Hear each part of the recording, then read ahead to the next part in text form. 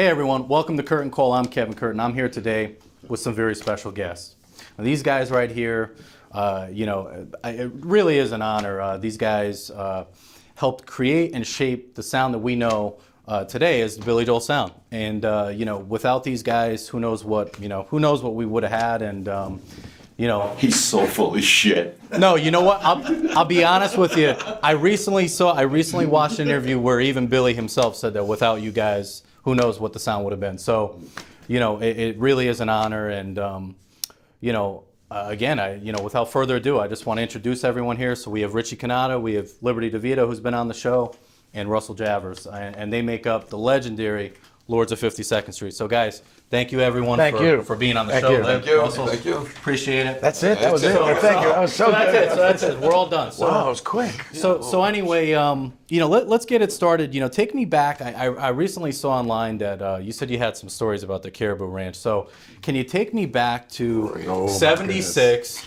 I understand that Turnstiles was actually you had Chicago's producer on that originally with Elton John's band. Is that correct or no? Yes. So take me through that if you can. Why Billy didn't really like how it sounded, and then coming back and doing the re-records and. Columbia actually wanted Garcia to produce the record. Yeah. So Billy had to go in the studio. Yeah. Elton had just fired Nigel and Dee Murray, the bass Yeah. player. And as a matter of fact, when they were recording the record, Elton sent flowers to Nigel and Dee and said, "I heard you're recording with another piano player." Yeah. But Billy wasn't happy Yeah. with what was turning out there, and he actually threw the tapes in the trash and fired Garcia Yeah. and came out to Long Island, and we went to me and Doug and Billy went to Ultrasonic Yeah. on Long Island. What happened was we were recording, we needed guitar players. Yeah. Me and Doug said we know guitar players. Russell and Howie Yeah. came in, and then one night Billy said he wanted a sax player to play on this one particular song. Yeah. We didn't know any sax players, but Doug's brother did, and we went to a club to see Richie. And of course, it was like we were blown away by Richie. He came in the next day, pick it up from there. I went to Ultrasonic Studios to see these guys playing, and my recollection of Billy was, and the discography was Piano Man, basically, And I said I wasn't sure if I'm going to be able to fit into this, and I came in and they were recording Angry Young Man, and I was just blown away. Yeah. Blown away by the rhythm section and what they were doing. Then Billy had brought me into the control and had said, "I'd like you to play on this song," and he played me the basic track to New York State of Mind. And here we are 40 years later talking about it. Unbelievable. So Russ, how about you? Any memories from Turnstiles? I mean, obviously you did some contributions on that record. The like Liv said, the initial tracks were done, Yeah. with those guys. So we kind of filled it in, but we'd been playing together for a number of years, so it was just felt very natural, very cool. Yeah. So it's probably one of the greatest Billy records. I mean, it's probably my favorite, actually, to be honest. I was telling Lib that the last time he was on the show.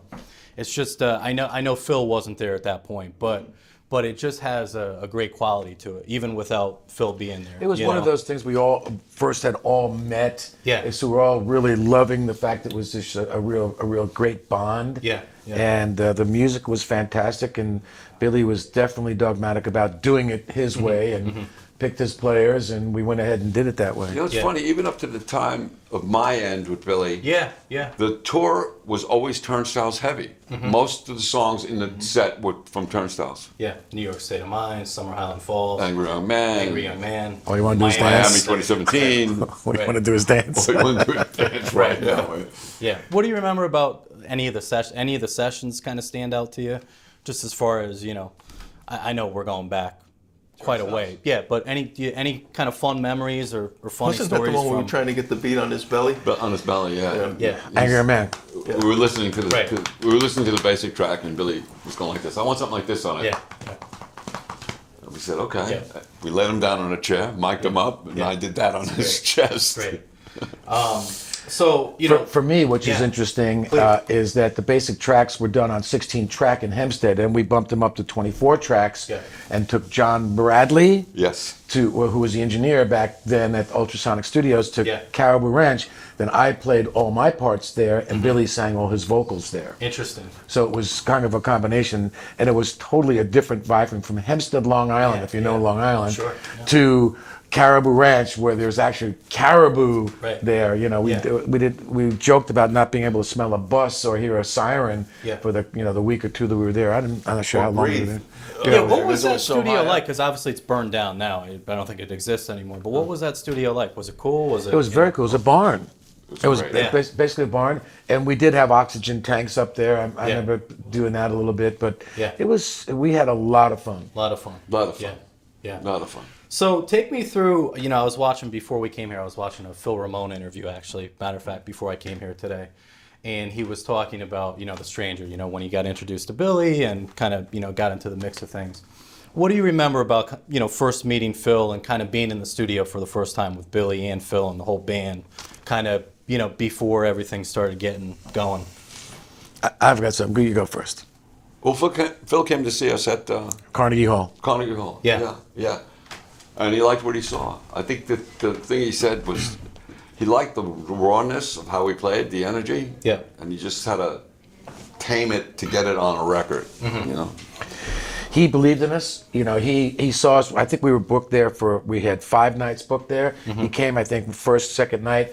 Third night or fourth night, he came with the record plant truck and recorded us. So, and that became a record in the box set. And I was in awe over Phil Ramone. And we went to A&R Studios, and it was just, we were young, 20-something years old, and Yeah. this was rock and roll. Yeah. You know, big console and a big Yeah. studio, and Paul Simon and all these other people that had recorded there. And here we were, these kind of Mama Lukes from Long Island, and making a record with Phil Ramone. It's Yeah. pretty exciting. Russ, too. For somebody that was as accomplished, Phil had more stories than any person you ever met Yeah. from every phase of everything. You know, you Yeah. go to his house, there's a picture of him and Kennedy and him and Marilyn Monroe. And I mean, he's Right, yeah, he was remember the that, most yeah, amazing yeah. guy to be around, but just such a normal, you know, he was such a great person as well as doing this. You just felt, You would be sitting there. Yeah. And we'd be talking and stuff like that. And all of a sudden, he'd just pop out with like, you know, I recorded when Marilyn Monroe sang Happy Birthday to Right. Kennedy. You could be kidding me. and Yeah. there's a picture of him with that dress on. And I wired Yeah. the tape recorder when Nixon got caught in Watergate. Oh, I didn't know They that set one. up the Unbelievable. Oh, I didn't hear that. microphones and Oh, everything. geez. Yeah. So what was it about Phil though that made, I mean, obviously I can tell from these interviews I've watched him, you know, he just seems like a great guy, but what was it about him in the studio that kind of made those records so great? You know, just his process. It's a great question, because he really didn't push us. He nudged us. Yeah. He would tell us a story, or he did this thing with his ring and whistle, and all of a sudden he would say, maybe do it this way. He didn't write any music out. He didn't say, do it a certain way, but he was a band member that just we listened to, and he nudged us Yeah. in a certain direction Yeah. to get us to do what we were doing. And he believed in us. He believed in our parts. He didn't change a lot of them. He helped us enhance them or whatever, but he was great in the studio. My favorite thing with Phil was Yeah. he would let us beat it up, the song up for like an hour. Yeah. You know, you could see him in the studio talking to engineers and stuff, and then he pressed the button and he goes, "Okay, you guys really want to know how it should go?" Yeah. But So- he had the same sense of humor that we had. Yeah.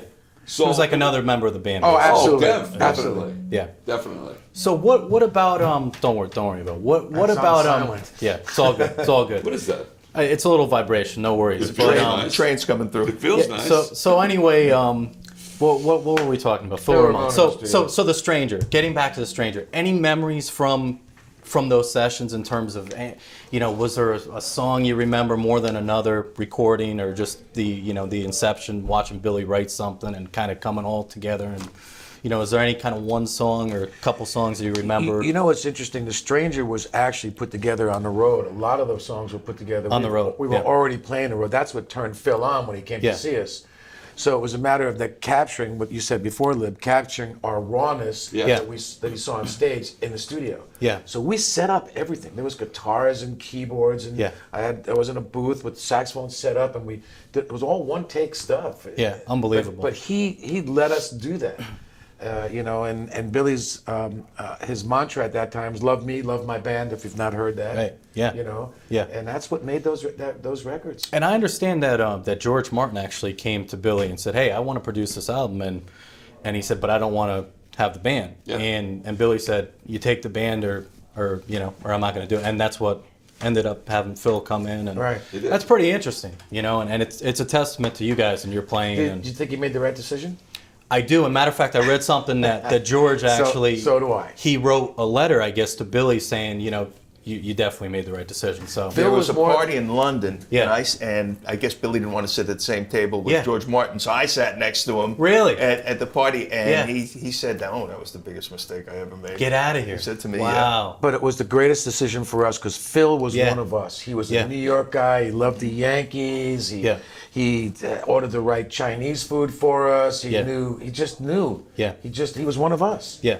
Where I think George might have been. Right. You know, what might have been a clash. You know. You know, I think to this day, for me, scenes from an Italian restaurant, I mean, it's just to imagine that you guys did that in maybe one or two takes the whole way through. I mean, that's just incredible to think, you know, that you guys were all there doing that, just one shot or We couple just- shots. Tonight when we play it, we're going to take a break Right, in the yeah, middle yeah, of yeah. it. It's called right. intermission. Because we got the Right. rest now. We're getting on. But it's funny. Liberty and I both heard the Yeah. first time we recorded. We played it live on Yeah. the radio. So Yes. you heard it on Sirius. Yeah. I heard it somewhere on some source. I forget what Yeah. it was, but it was in Philadelphia. And we were just guys out there playing it, and Yeah. we just kind of developed.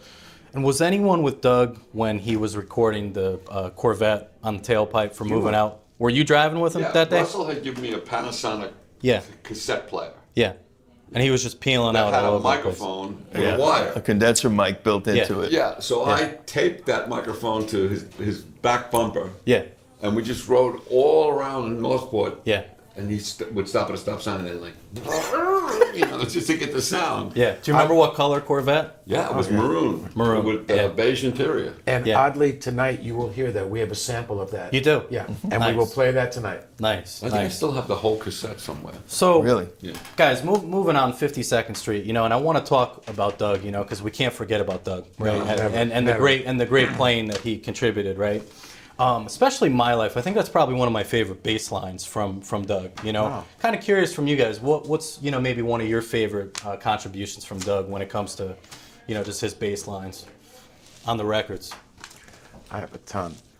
There's so many. Yeah. See, what's interesting is Doug was very aware of Billy's left hand. Yes.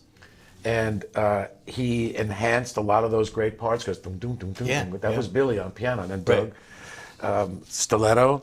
Yeah. I mean, Doug was Rosalinda's amazing. Eyes. Rosalinda's Yeah. Eyes. You know, great bass part on Amazing that. bass. Amazing, You yeah. may But be he was right. understated. Doug was a song bass player, so Yeah. he was a great technician, great player, but he was understated. The song always Yeah. was key. So he never got in the way of his song. He knew how to give it space. Yeah, it was just, he was a Yeah. perfect songwriter's bass player. He was. He really was. Yeah. I listen to these records now, and I just, and Yeah. it's like, because we do these songs, play 'em, yeah. we're playing them, Yeah. and I listen, I just, it's like stepping back in time. It's like, remembering just how really Yeah. good he was.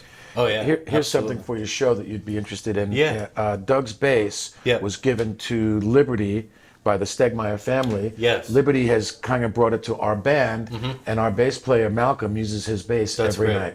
That's great. And we do a tribute to it every night. that's So great. you'll see one of Doug's basses on stage tonight. That's great. That's great. You know, in 52nd Street, any stories from recording this record? Or I know there's a couple music videos, you know, the My Life, you guys are walking down the street. Do you remember any of that stuff, you know, kind of being filmed? And can you kind of take me back to those times, you know, around you know that? what I forget sometimes? Yeah. And then I listen to the record. When we did Zanzibar, Yeah. in the first solo section, Yeah. I play with brushes. Oh, Yeah. right, you dropped. And I forget that I put the sticks down on the floor, Tom, and then Yeah. picked up the brushes, and you can hear it like.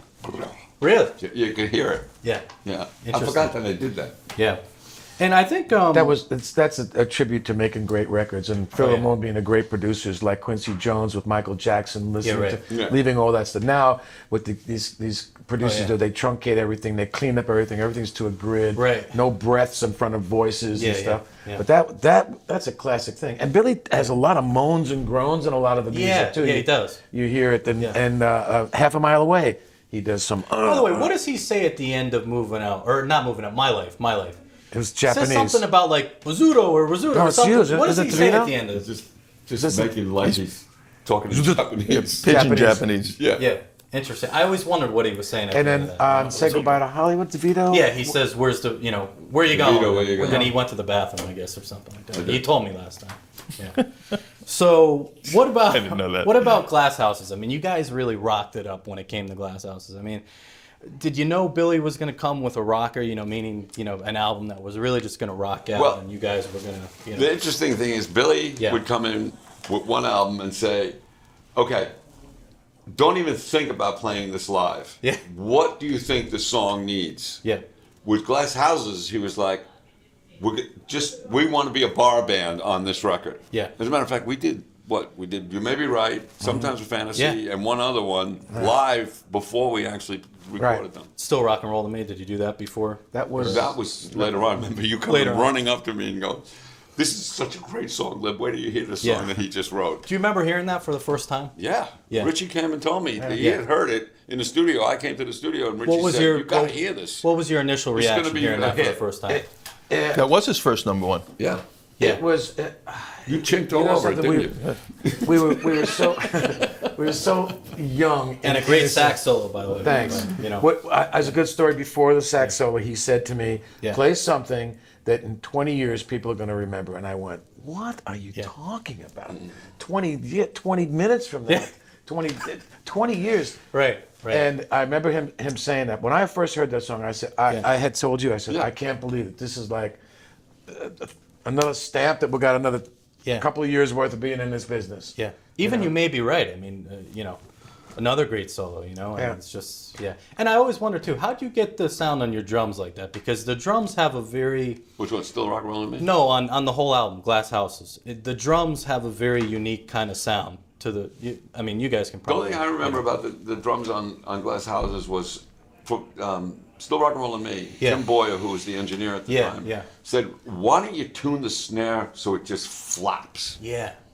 And we tuned it way down, and I don't play any cymbals except for in the solo and in the bridge of the song. Great sound, though. Great drum sound on that record, anything else about, of course you had the music videos, right? So we could look back on those YouTube. I was actually recently watching those.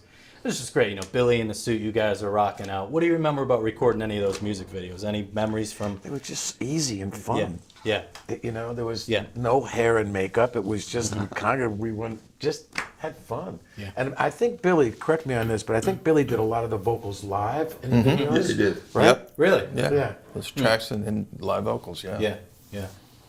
So what about, take me through, I know the Nylon Curtain isn't really a record that a lot of people talk about when being interviewed and stuff like that, but what do you remember about the Nylon Curtain? Well, because there's some great records on that album, Well, there's no, obviously there's no sax on it because this is when Richie left us. Right. And it was the one album when Billy said, "Don't even think about doing this live." Just, and it was kind of a tip of the hat to the Beatles, right? It really was, yeah. As a matter of fact, I don't know if I mentioned this last time, but Julian Lennon heard it. Yeah. And because it sounded like the Beatles, he hired Phil to produce his first album. Is that right? Yeah. Oh, interesting. What was that? So I'm curious from each one of you guys, do you have a favorite album or a single track that you contributed to with Billy? If there's one song or one album that just is your favorite in terms of what you contributed to the record or the album? Selfishly, I don't think it's an I thing. No. I think Hard for you to pick one. And I didn't do anything. We all did it. Right. And if there was a song that we all liked together, Yeah. there's so many of them, and that's why there's 150 million records sold. Yeah. I can't say, well, it's because... The thing is, you can't say that, Richie can't say like, "Oh, my favorite solo is," no, because that record sounds like that because Richie played that solo. Right. That record sounds like that because I played the drums and Russell played guitar. Yeah. That way. Yeah. You know, it's you can't like. I guess I was just wondering, maybe like, is there a memory of one that maybe stands out as, gee, that was my favorite session, or that was my favorite? They all were great. They were all great. I mean, seriously great. And Phil Ramone had Chinese food for us every day. Yeah. And we got there at 11 o'clock in the morning. By 7, 8 o'clock, we had a track done. Yeah. And most of the stuff were all one take. You know, they're full, complete takes. No 24 track tape. No click track. No auto tuning. No melodyning. No. Yeah. He was the timekeeper. Yeah. You know, that's why those records sound kept how great great time. they, you know, absolutely. It's heartbeat music. It really is.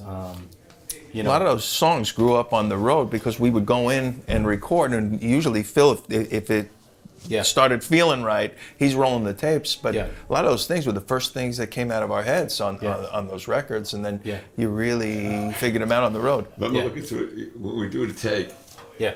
If Phil stood up and started dancing, that was going to be it. That was the take. Do you remember was there one or two moments where he got up and, you know, do you remember maybe a song or two that he... Always, like he'd be sitting there and then all of a sudden he'd just get up and start. Yeah. Yeah. The greatest rock and roll thing Phil Ramone ever did was, I don't know if you guys remember this, he got a haircut in the studio. Really? In the control room. Oh, that's I great. went, oh my God. I called my wife, I said, this is so rock and roll, man. Yeah. A guy's giving him a haircut right here. That's great.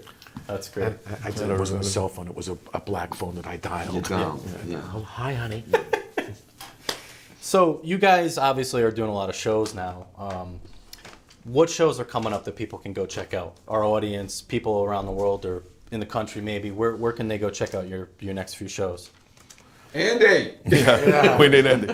We know we're playing tonight. Yeah. We're playing the tonight. Facebook, they could check Facebook. Yeah. Facebook. Here's fairly, there's a lot of shows coming up in Florida. Florida. Yep. We have a long run there coming in February here, so check out that. We're also going out west to Arizona. Yeah. We're going way out west to Washington. Yeah.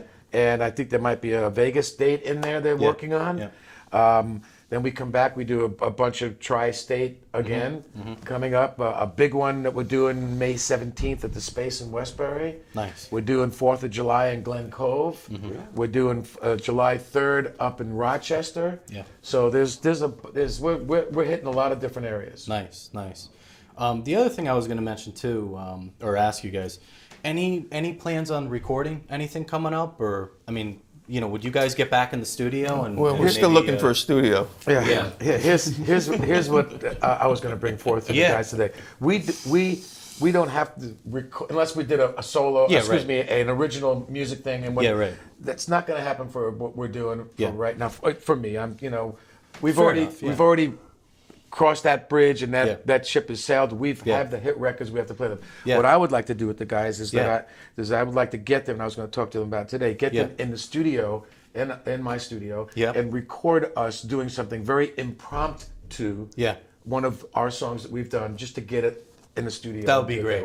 That would be great. And just have a one-camera shoot and walk around, have us playing. I have a big place, and being focused on Lib or Russ or Dave or somebody, and just do that and get an actual good recording of one of these songs. Yeah. Well, listen, you can check these guys out on Facebook, Lords of 52nd Street. Make sure you check out the tour dates online. Make sure you go see these guys. I saw them last year. Incredible show. These are the guys. These are the original guys. You know what I mean? So you're going to get what you heard on the records, what we know and love. And, I just want to thank each and every one of you personally for not only being on the show, but for being a part of the soundtrack to my life. I interview a lot of people, musicians, actors, and whenever I'm sitting down with someone that, has played such a big part in my life to the music that I love and listen to on a daily basis, I have to just, share my thanks. Thanks, bro. So, Thank you. Thank you guys for being on the show. Man. Thank you. Appreciate it. Your name again? And, Lib? No, Liberty, Which one are you? I'm Dave. Thank you guys, and check these guys out soon on tour. Yeah.